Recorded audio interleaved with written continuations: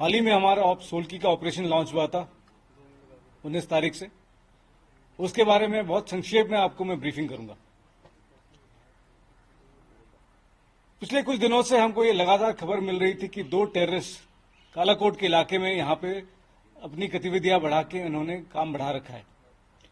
और 19 तारीख के रात को हमको ये कंफर्म्ड खबर मिली कि एक पाकिस्तान का हाई रैंक एलिटी टेररिस्ट जिसका नाम की कारी है, वो जो कि काफी समय से राजौरी और पुंछ के इलाके में एक्टिव था, वो अपने एक साथी के साथ इस इलाके में ऑपरेशंस के लिए यहां पे शामिल हुआ है। इस खबर के आधार पे तुरंत सारे सिक्योरिटी फोर्सेस जहां पे शामिल राष्ट्रीय राइफल्स, जम्मू कश्मीर पुलिस और बाकी इंटेलिजेंसीज, उन्होंने तुरंत ऑपरेशंस को कारगर रूप में शामिल किया, प्लानिंग की और साथ ही साथ तुरंत अपनी एक्टिविटीज शुरू कर दी इन्होंने। 22 तारीख को करीबन 8:30 बजे 8:30 पर दोबारा जनरल एरिया काबूकोट, जहां पे पहले खबर आई थी, इन दो टेररिस्ट का दोबारा सूचना मिला कि इनकी यहां पे गतिविधियां चल रही हैं। इस खबर के आधार पर सर्च ऑपरेशंस लॉन्च किए गए, क्योंकि इस इलाके में जंगली इलाका है, जंगल के इलाका है और साथ में कुछ सिविल लोगों के ढोक भी हैं। बड़े तफसील से यहां पे प्लानिंग की गई थी ऑपरेशंस की। जिस इलाके में हमारी पार्टी सर्च कर रही थी, उस समय उस इलाके में एक सिविलियन का एकोमोडेशन भी था या फिर ढोक था। और सर्च के प्रक्रिया के दौरान अचानक फायरिंग शुरू हो गई है टेररिस्ट के द्वारा। सिविलियंस की जान को खतरा, जहां की वहां पे लेडीज भी थे और बच्चे भी थे। जो पार्टी के कमांडर थे कैप्टन प्रांजल, सबसे पहले वो कवर से बाहर निकल के उन्होंने जो बच्चों को और लेडीज को वहां से सेफ्टी के लिए निकाला और तुरंत ही जवाबी फायर की कार्रवाई की। कैप्टन प्रांजल, एमवी प्रांजल और उनके टीम मेंबर्स लगातार टेररिस्ट को एंगेज करते रहे और फायर बरकरार बना के रखे ताकि वो टेररिस्ट वहां से निकल ना पाए। साथ ही साथ बाकी जो कॉलम्स थे जिस ऑपरेशन के लिए तैयारी हालत में थे, तुरंत ही वो लॉन्च हो गए थे और इस इलाके के लिए उन्होंने बिल्डअप करना शुरू कर दिया था। कैप्टन प्रांजल की टीम तकरीबन आधे घंटे तक उनको लगातार टेररिस्ट को घमासान में जवाबी हमला बार बार करते रहे। इसी समय के दौरान एक बुलेट की वजह से जो उनको लगी अपने उनके सर पे लगी, इसकी वजह से उनको शहादत मिली और उन्होंने अपना सर्वोच्च बलिदान दिया।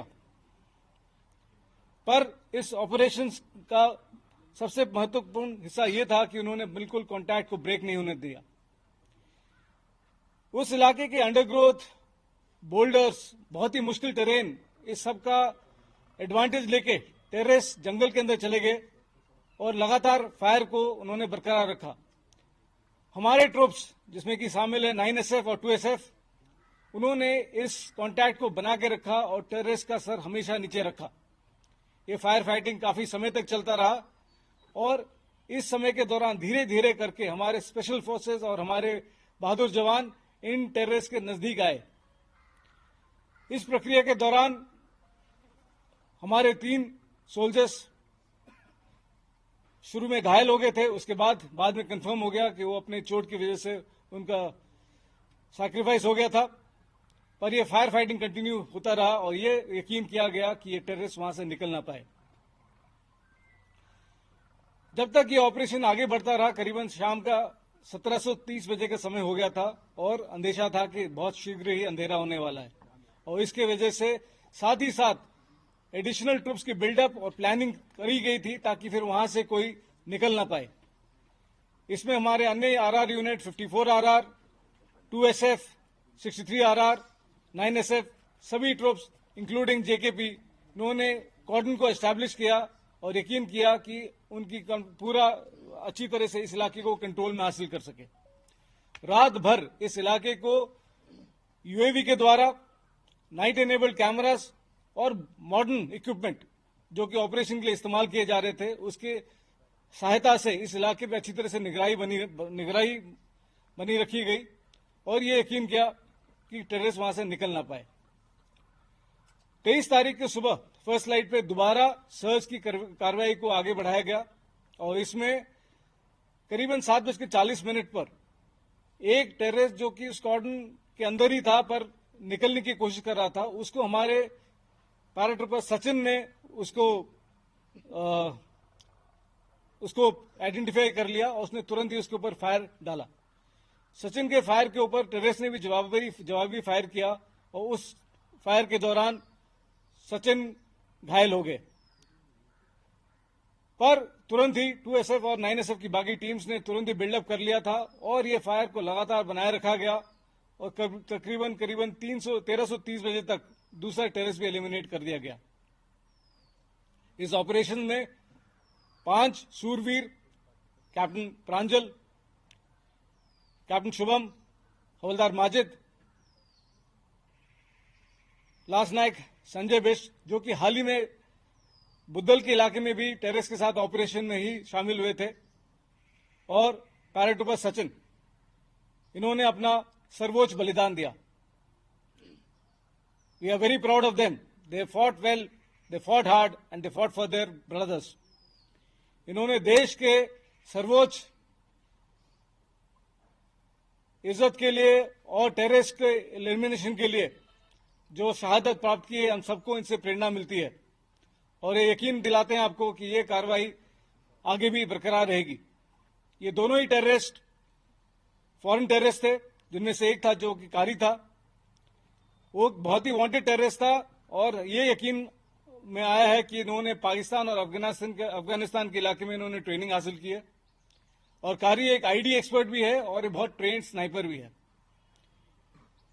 काफी विशेषनीय सूत्रों से यह भी पता चला है कि कारी मास्टरमाइंड था सिविलियन किलिंग्स जो कि डांगरी में हुआ था इस साल जनवरी में भी। इसके अलावा कांडी के इलाके में जो सिक्योरिटी फोर्सेस के ऊपर भी जो हमला किया गया था, इसके ऊपर भी कारी का शामिल होने का खबर मिला है। इस ऑपरेशंस में भारी मात्रा में गोला बारूद, युद्ध का सामान रिकवर किया गया है, जिससे भी ये अंदाजा लगाया जा सकता है कि इन टेररिस्ट की यह प्लानिंग थी कि इस टेरर एक्टिविटीज को यहां पे और बढ़ाया जाए और सिविलियन पॉपुलेशन को अंदर दहशत फैलाया जाए। अभी ऑपरेशन खत्म नहीं हुआ है, ऑपरेशन बरकरार है, सर्च की प्रक्रिया जारी है और ये ऑपरेशन जो कल जिसकी सक्सेस हासिल हुई है, जिसमें ये दोनों टेररिस्ट को मार गिराया गया, ये एक आपसी तालमेल जो कि जेकेपी, भारतीय सेना और बाकी सिक्योरिटी एजेंसीज जो कि इस इलाके में ऑपरेशंस कर रहे हैं, उसकी एक पहचान है और मैं यकीन दिलाता हूं कि ये प्रक्रिया आगे भी बनी रहेगी और आने वाले दिनों में और भी सक्सेस हासिल किए जाएंगे। थैंक यू, धन्यवाद। No, thank you so much, thank you. Z News.